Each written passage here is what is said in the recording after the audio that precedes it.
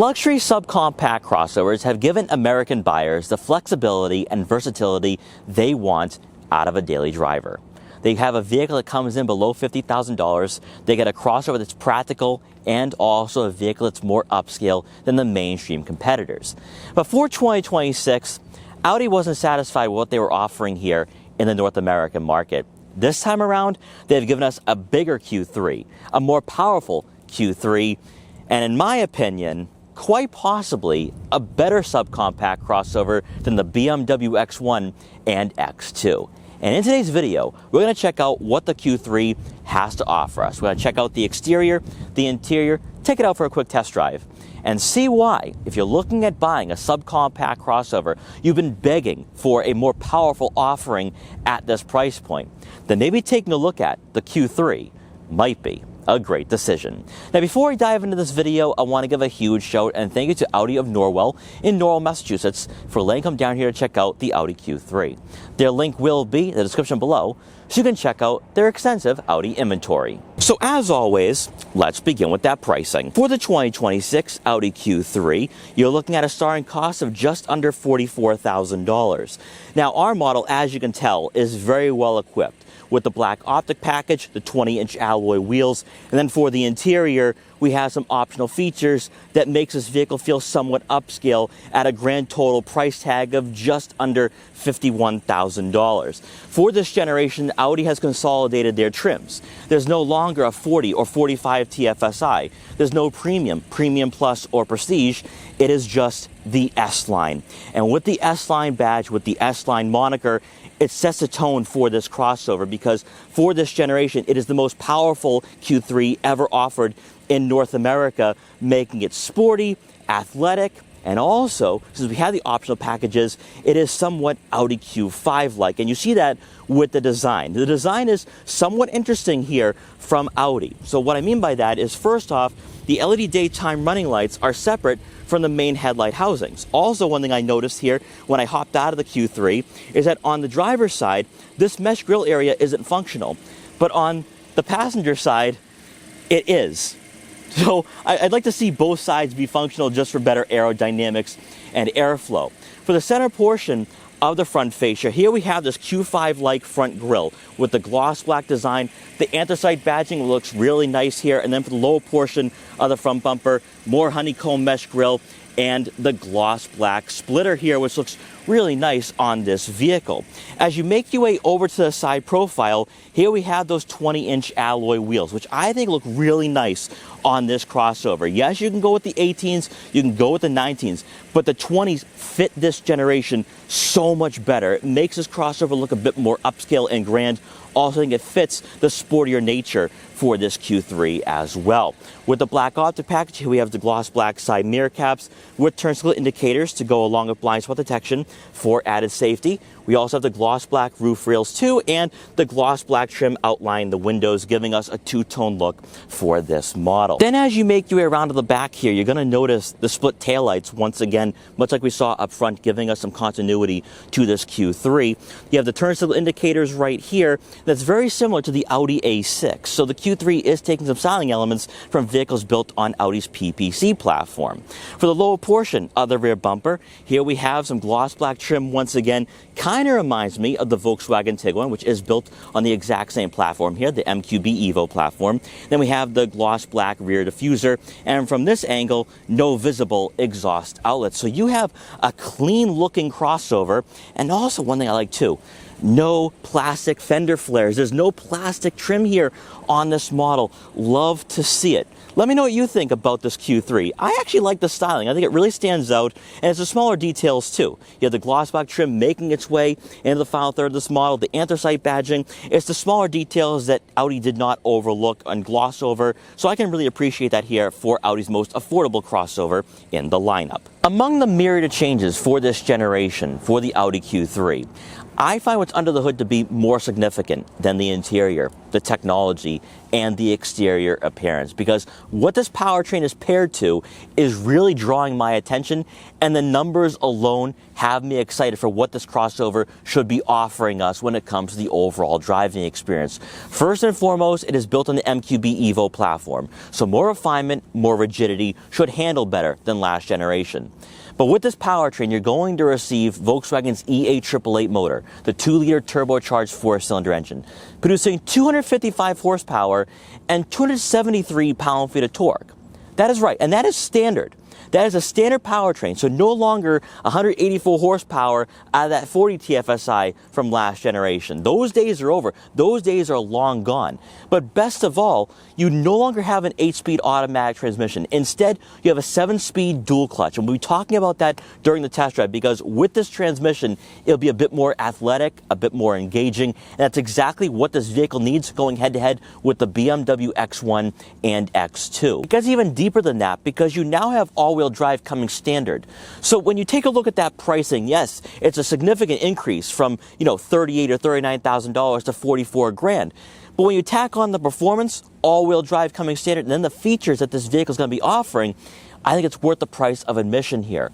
Then when it pertains to the fuel efficiency for this model, you're looking at right around 22 miles per gallon in the city and 29 miles per gallon on the highway for a combined average of 25 miles per gallon. This is not the most fuel efficient offering in this class, but I gotta be honest here, I think the miles per gallon would be worth a lot more at the end of the day than having a vehicle that gets 30 to 35 miles per gallon. But that's just my take. Hopping inside, you're greeted by an all-new interior layout with new materials that are used on the dashboard and door panels, but you still have physical buttons beneath the head unit, and best of all, you still have a driver-focused cabin like we saw last generation. First, starting off with the materials though, you're going to have this cloth or microfiber-like material on the dashboard and door panels outlining your Sonos audio system. I'm indifferent to this. I know some people don't like this material, they're complaining about it. I kind of prefer it more than hard touch plastics that would be found in a vehicle like this, with it being a Q3, so I'm kind of okay with that. Beneath the digital gauge cluster and infotainment system though, here you have hard touch plastic. And that is one thing that we have seen a shift from with last generation, where I felt like the Audi Q3 was probably one of the nicest vehicles in this market, that it didn't feel as cheap as a BMW X1 or Mercedes-Benz GLA.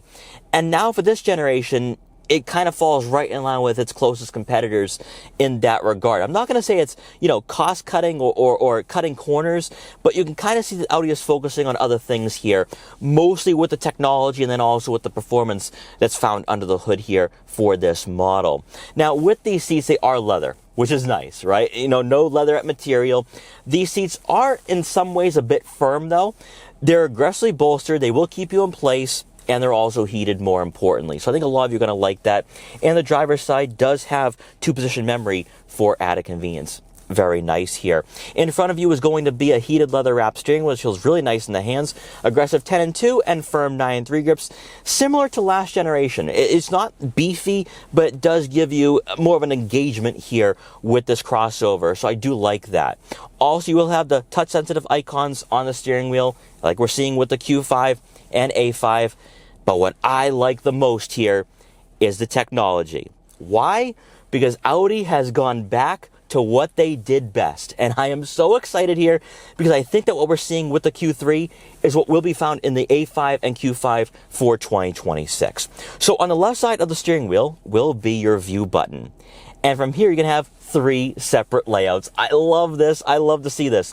So you now have the map display once again. Audi has listened. Audi has listened to us, and they've given us back the older Audi virtual cockpit that I really felt was way ahead of its time and way ahead of its closest rivals. But then for me, it gets even better with this 12.8-inch touchscreen with wireless Apple CarPlay and Android Auto compatibility. We have new software. That is right. Now, yes, you still don't have physical buttons and dials for the dual zone climate control. I would not expect that here for a crossover in 2026. However, It has a very similar layout to the MMI user software that we found last generation for the Q3 and last generation for the A5 and Q5. So on the left side of the screen will be quick access icons. Your home screen, your navigation, your radio, Bluetooth, your vehicle settings. So you have a quick access icon for your drive mode selector for balanced, dynamic, comfort, and off-road. Plus, I think a lot of you are going to like the dynamic mode here. Also, you will have your square icons, which is for your layouts. And with this layout, you have the widgets once again. This is what we wanted out of Audi. What they did for the newer Audi products was just horrible. Like, just for a lack of a better term, horrible. But here we have our widgets once again. For navigation, radio, Sirius XM, driver assistance, vehicle, it is all right here. This is what we want. This usability was lacking in newer Audis, and it's now back here. I'm feeling very optimistic moving forward for the brand, most certainly. Also, you will have, with that vehicle icon, you can adjust the outside lighting. Now, I didn't talk about this for the exterior, but you can select 3 different daytime running light designs, which I do think is a bit interesting. It gives you some more, characteristics to this vehicle and a futuristic vibe. So these smaller details I do like from Audi, and Audi is somewhat of a tech company. We've talked about that over the last 5 to 6 years. Also, you will have a rear backup camera with trajectory, front and rear parking sensors as well, so very straightforward in that regard. Now, beneath that, you are going to find a row of buttons here, similar to last generation. You have your drive mode selector, your traction control on and off, your auto start stop, your hazards, your camera systems, and your driving assistance features. Beneath that will be a wireless phone charging pad, well within arm's reach. And then we have our center console with a physical volume and tuning knob, your start-stop button, electronic parking brake, 2 cup holders, yes, a lot of gloss black trim. That'll be difficult to keep clean during the years of ownership. Then for the standard storage compartment, enough room for some smaller items, maybe a couple smartphones, wallets, or other tech gadgets. And then to round out the front seating area for our model, we have a panoramic moonroof, which brings in a lot of natural light to the interior. And now that we've gone over everything, let's talk about the packages that are equipped on our model today. So starting off with the most affordable package here, we're going to begin with the Black Optic package for $750. I think this is a must-have. It makes the Q3 look a lot more aggressive and I think more upscale at the same time. Giving us anthracite Audi rings, so for the badging, the black exterior mirrors, black exterior trim, and black roof rails. For $1,000, and this one I would go back and forth on because I don't think this is necessary, is the infotainment package, giving us the Sirius XM with a 3-month trial, but then also the Sonos Premium Audio System. Now, if you are an audiophile, you're going to love this, but I don't think it's worth it because you could save the $1,000 and pour it towards other packages, such as a technology package, giving us a head-up display and the OLED taillights, and then the driving assistance package for $1,250 gives you an adaptive cruise control assist, heated steering wheel, which I wish that was standard, Park Assist Plus, and then the top view camera. Now, with all of this included, you're looking at a price tag of over $50,000, but when you look at what the Q3 is offering here, just stationary, taking a look at the exterior and the interior, it might be worth it at $50,000. Then for passengers in the second row, you're looking at right on 36 inches of legroom, typical for a subcompact crossover. But it begins with the second row seats, where I feel like with this model, people are still going to go with the Q5. As much as Audi believes that most people will downsize to the Q3 and they're trying to draw in a younger consumer demographic, it's the practicality. It's going to be the cargo space, the utility, where I think people are still going to go in the Q5 direction at the end of the day. Also got to point this out too, because at $44,000, built on the MQB Evo platform, you could cross-shop this with a Volkswagen Tiguan SEL R-Line Turbo. I have to throw that out there. It's not a comparison. I just wanted to throw that out there because you can go back and forth depending on what you need. And with the Volkswagen Tiguan, you have right on 40 inches of legroom, and that'll be similar with the Q5 as well.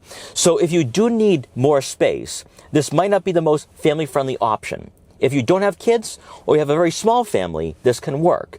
But I still think a lot of you would be going in the Q5 direction, the compact crossover direction, I should say, where it's going to be a bit more versatile for what you're looking for out of a daily driver.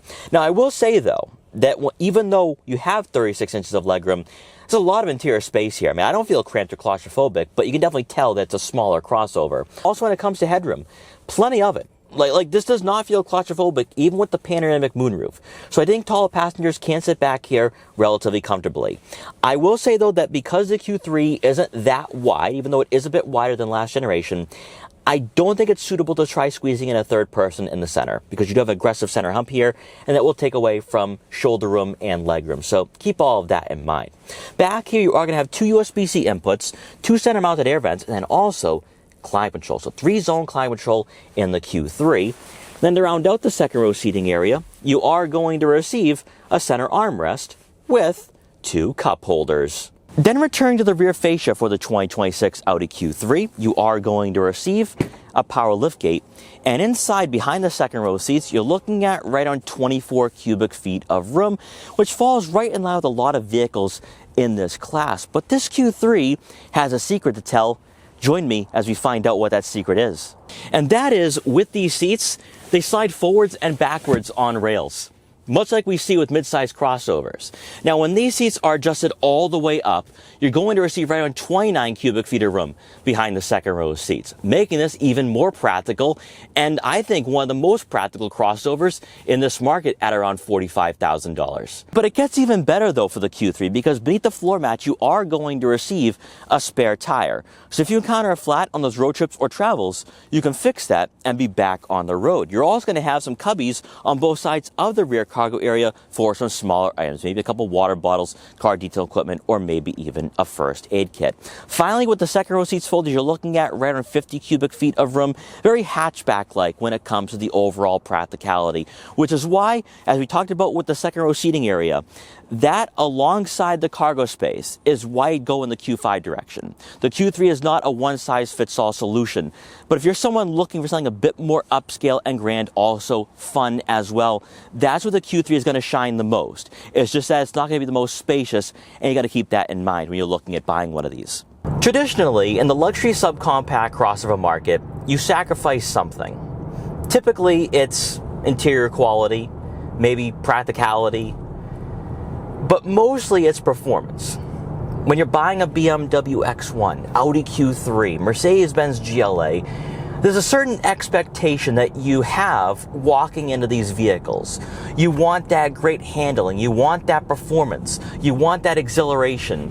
And year after year, these vehicles tend not to deliver on that. Now, BMW has done better with the X1 and X2 for the current generation, but we're not talking about vehicles that are going to be comparable to an X3, to a Q5, to a Mercedes-Benz GLC. And with Audi, there was this great delta between the Q3 and Q5 where it was a no-brainer. You went in the Q5 direction for the better performance, for the better platform, for the better technology.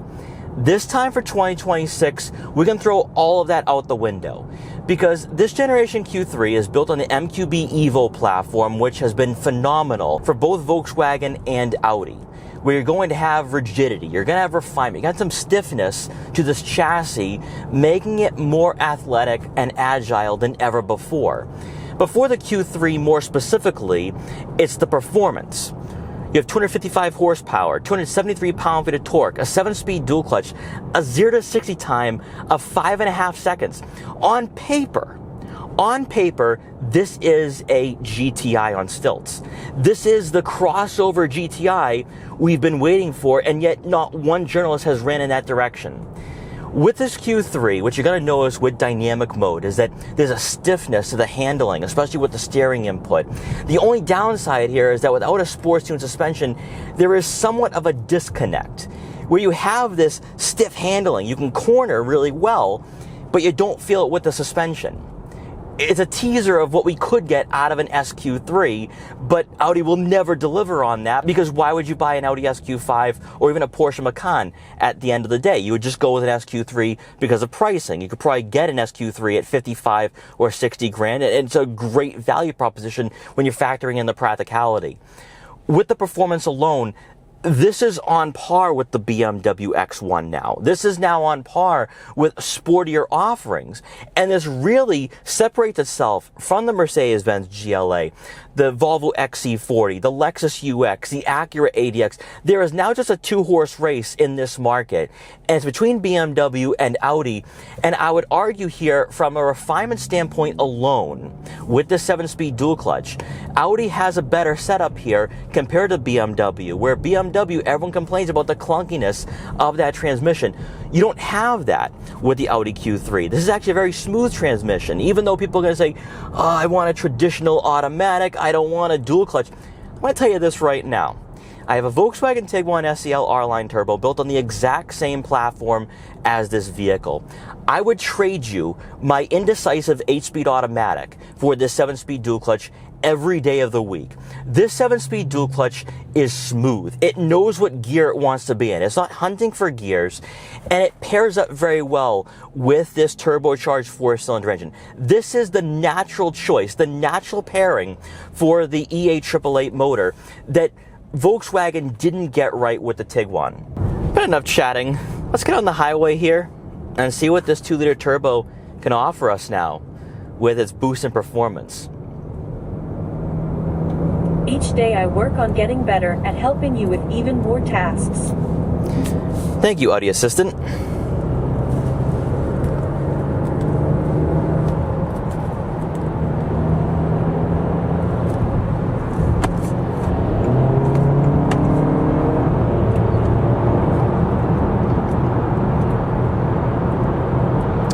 So as you can tell, we were able to merge on the highway very safely.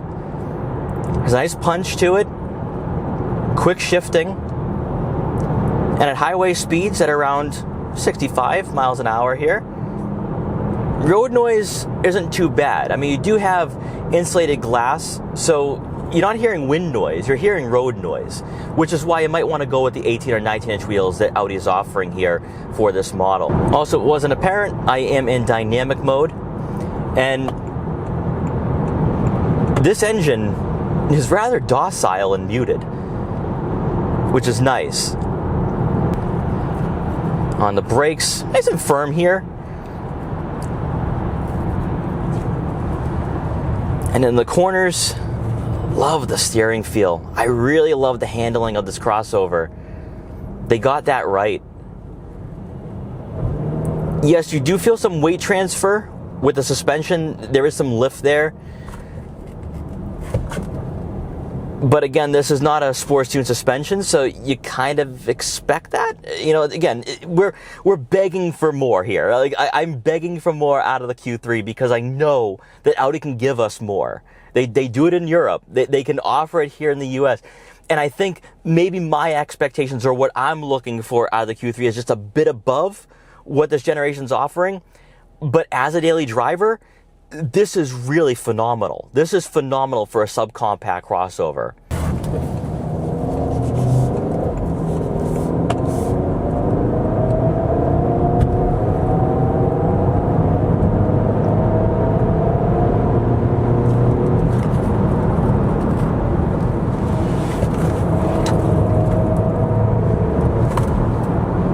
This is fun. This is fun. You can throw it around and you feel its footprint. You totally feel its footprint. It's not top heavy. It's not weighted either. You don't feel the weight of this model. This is really impressive. Really impressive. You know, I had to come back to the Volkswagen Tiguan just because I feel like you could cross-shop both if you really wanted to at $44,000. And this is everything my Volkswagen Tiguan isn't. This 7-speed dual clutch is better. The handling is better. No top heaviness to it. And it's hatchback-like. It has the handling of a GTI in some ways. I'm not saying this is a GTI or an Audi version of a GTI, but it kind of feels that way. And it also goes deeper than that too, because even with the seat positioning of this model, it doesn't have a traditional crossover feel. So it's not like a GLA in that sense, but it doesn't have the seat positioning of a larger crossover. It feels more car-like. You sit lower to the ground. You feel a bit more a part of the chassis too, which is something I really like here out of the Q3. I feel more connected, even though the suspension is not sports tuned. And even when you're looking out in front of you, it's car-like. Everything is car-like about this crossover.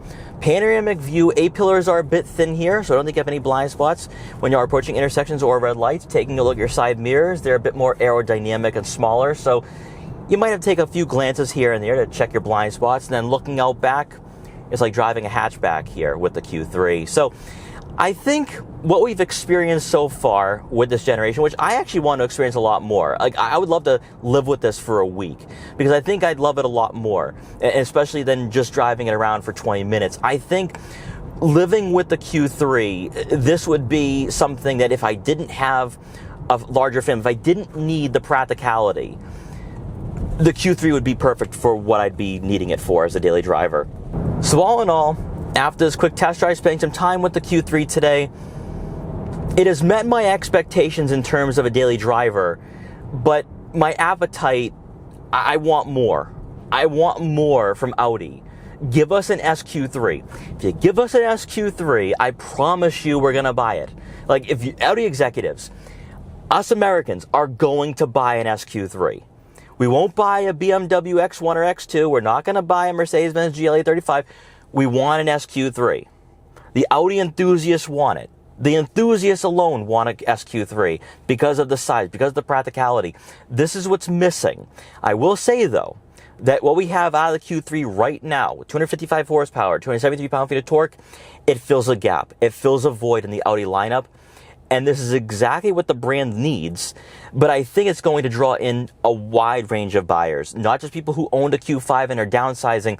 This is going to appeal to a lot of people who've been waiting for a subcompact crossover that is enjoyable, that is fun. In some ways, this is kind of like an upscale Mazda CX-30. Like, I've been waiting for that, and I think we have that now with the Q3. So guys, let me know what you think here about the 2026 Audi Q3. Is this now a class leader? Is it better than the BMW X1 and X2? Can you live with the new technology and the overall value proposition for this generation? Let me know in the comment section below. But guys, once again, thanks so much for watching. Take care, and I will see you guys next time.